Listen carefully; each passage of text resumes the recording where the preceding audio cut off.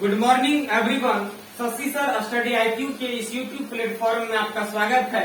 आइए आज हम लोग पढ़ते हैं उन विकारी शब्द के बारे में जिन्हें बच्चा बच्चा जानता है, लेकिन बड़ों को भी जानना जरूरी है, क्योंकि जब पद और पद परिचय की बात करेंगे तो वहाँ पर संज्ञा की बात भी आएगी, उसकी भी पहचान जरूरी होती है। जिस प्रकार से इंग्लिश में 8 पार्ट्स ऑफ स्पीच हैं, उसी प्रकार से हिंदी में भी 8 पार्ट्स ऑफ स्पीच हैं, जिसमें कि एक संज्ञा है।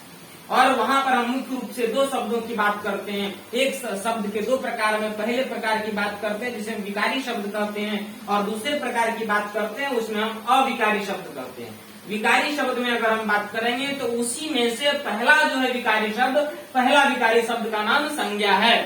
तो अभी हम लोग पढ़ेंगे कि संज्ञा क्या है। तो आप इंग्लिश में पढ़ते हैं कि संज्ञा जो है एक नेमिंग वर्ड है। जी हाँ, नेमिंग वर्ड है, लेकिन कैसे आप क्या सिर्फ नेमिंग वर्ड बोल देंगे तो संज्ञा समझ गए? निसंदेह मैं कहूंगा कि आप नहीं समझे संज्ञा के बारे में। तो मैं समझाता हूँ संज्ञा क्या है और किस प्रकार से। एक कविता में फिर से सुनिए कि संज्ञा कहते नाम को, क्रिया बताती काम, अव्यय जो बदले नहीं प्रतिदिन पढ़ता राम, विशेषण वह है जो विशेषता बतलावे, और संज्ञा के बदले जो आवे सर्वनाम कहलावे। तो ये है कविता, जिसके माध्यम से हम आसानी से व्याकरण के बेसिक चीजों को याद रख सकते हैं, हिंदी व्याकरण के बेसिक चीजों को याद रख सकते हैं। सर्वप्रथम आपको पूछा जाए संज्ञा क्या है, संज्ञा किसे कहते हैं, बोलेंगे संज्ञा कुछ नहीं है। संज्ञा क्या है? संज्ञा एक नेमिंग वर्ड है, संज्ञा एक नाम है, और संज्ञा एक विकारी शब्द भी है, क्योंकि शब्द के 2 प्रकार विकारी और अविकारी में से अगर हम बात करेंगे तो विकारी का जो कैटेगरी है उसमें संज्ञा आती है। अब आइए देखते हैं संज्ञा के कितने भेद हैं। अरे संज्ञा के मुख्य रूप से 3 भेद हैं। संज्ञा के मुख्य रूप से कितने भेद हैं? तो संज्ञा के मुख्य रूप से 3 भेद हैं। अब आप कहेंगे 3 कैसे? हम तो 5 पढ़े थे। 5 भी बताएंगे, लेकिन कैसे? पहले सिर्फ 3 था, बाद में 5 हुआ। पहले जनसंख्या कम था बाबू, अब बढ़ गया। तो पहले 3 संज्ञा था, अब संज्ञा भी बढ़ गया। कितना हो गया? 5। आइए देखते हैं संज्ञा वो 3 कौन कौन है। तो संज्ञा जो है वो 3 है।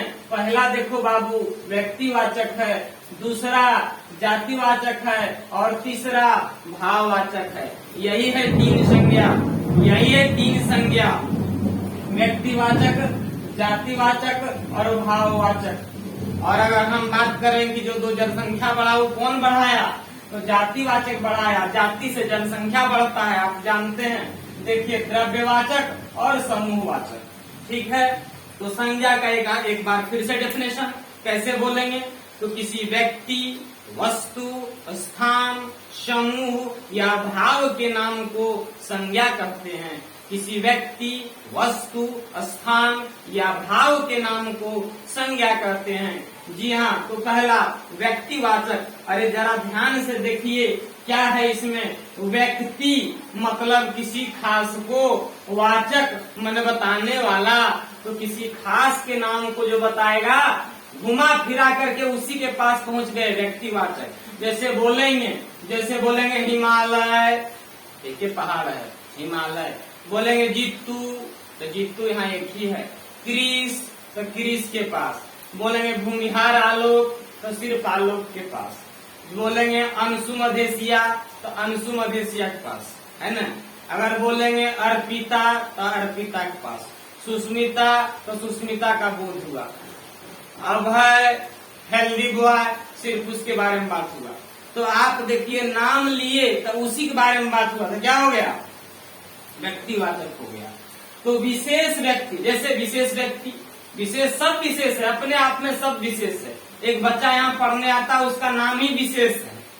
तो अब वो विशेष क्या हो गया? एडजेक्टिव नहीं हो गया, नाम है उसका विशेष, इसलिए वो व्यक्तिवाचक हो गया। अब देखिए कुरान, मुसलमान का ग्रंथ कुरान मुसलमान हो गया जातिवाचक, लेकिन कुरान नाम है किसी पुस्तक का, धर्म ग्रंथ का, इसलिए कुरान हो गया आपका व्यक्तिवाचक, आपका हो गया व्यक्तिवाचक। अब रामायण देखिए हिंदुओं के धर्म ग्रंथ का नाम है, इसलिए नाम है तो व्यक्तिवाचक। गांधी जी, तो गांधी जी जो थे तुरंत हम लोग समझ जाते, वही बापू, वही जिनका बाल नहीं था, बापू। है ना, तुरंत समझ जाते हैं तो व्यक्तिवाचक हो गया।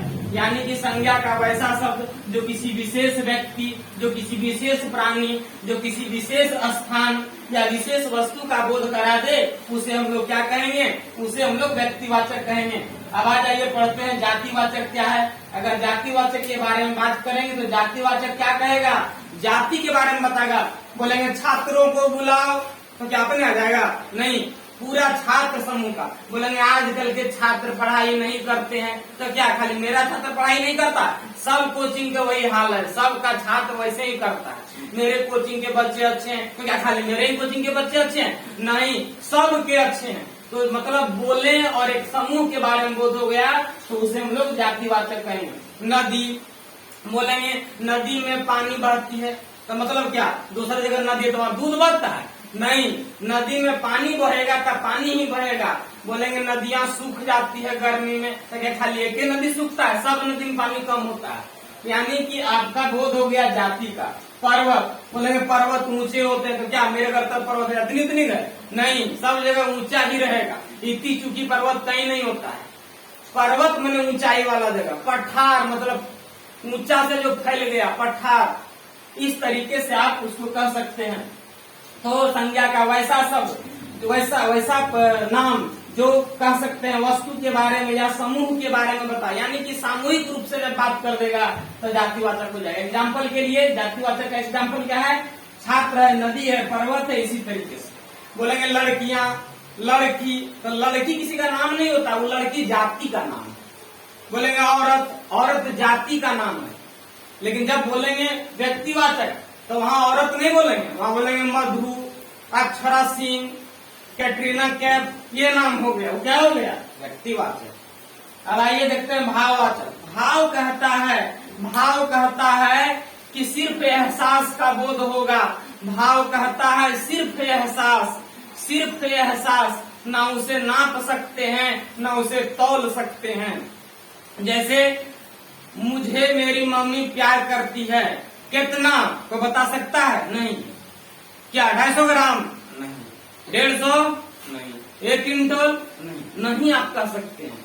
कोई आपसे कितना प्यार करता आप बता नहीं सकते। तभी ना फिल्म में डायलॉग है, तुम मुझसे कितना प्यार करती हो, तो कहता है समंदर में जितना है पानी। लो, यानी कि उसको पता नहीं है, यानी कि उसे नापा तौला नहीं जा सकता है, भाववाचक। जैसे देखिए जिसका हम एहसास करते हैं ये भी भाववाचक में आएगा। जैसे बचपन का एहसास होता है।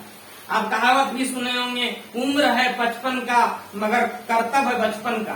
तो आप समझिए कि यहाँ पर आप बचपन एहसास किए। अगर आप हमेशा बचपना जीवन जीते हैं तो समझ जाइए आप दुनिया के गोद में रहेंगे।